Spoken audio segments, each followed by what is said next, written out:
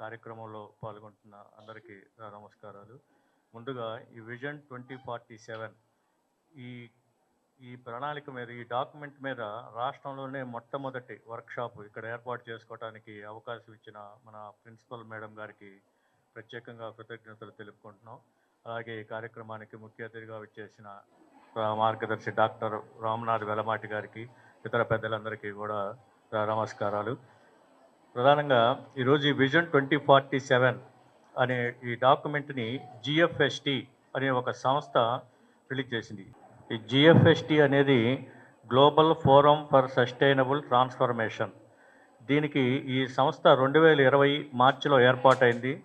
ఈ సంస్థకి మన ప్రస్తుత గౌరవ ముఖ్యమంత్రి వర్యులు నారా చంద్రబాబు నాయుడు గారు చైర్మన్ గాను, ఇప్పుడు మన ముందున్న డాక్టర్ రామ్నాథ్ వెలమాటి గారు వైస్ చైర్మన్ గాను ఉన్నారు.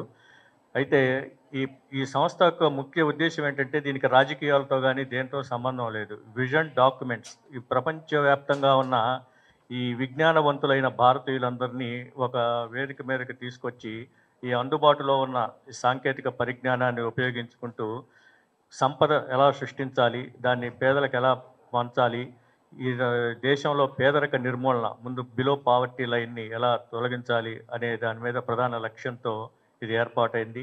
విద్య, వైద్యం, ఆరోగ్యం, సాంఘిక సంక్షేమం, సేవా రంగాల్లో ఈ ఒక విప్లవాత్మకమైన సంస్కరణలు తీసుకురావడానికి ఈ జిఎఫ్ఎస్టి అనేది దోహదపడుతూ ఉంది.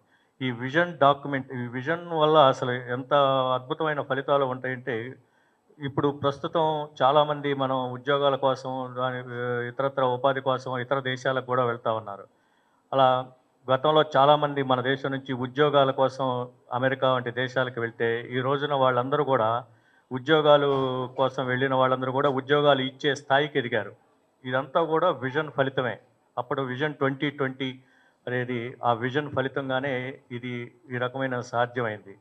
అంతేకాకుండా ఈ విజన్ యొక్క ఉపయోగం ఎలా ఉంటుందంటే, ఒక చిన్న ఉదాహరణ, ఈ జిఎఫ్ఎస్టి అనేది మనలో అందరికీ అంతగా తెలియకపోవచ్చు. కానీ ఇది బాగా మన దేశవ్యాప్తంగా ఉన్న మేధావులు, విజ్ఞానవంతులు అందరికీ కూడా దీన్ని బాగా నోటెడ్ అయింది. ఇది ప్రపంచ దేశాల్లో కూడా ఇది బాగా ప్రాచుర్యం పొందింది.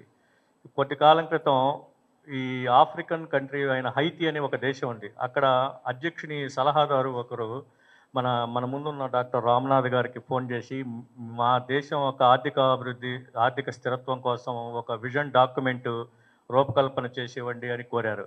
అది ఈ సంస్థ యొక్క గొప్పతనం.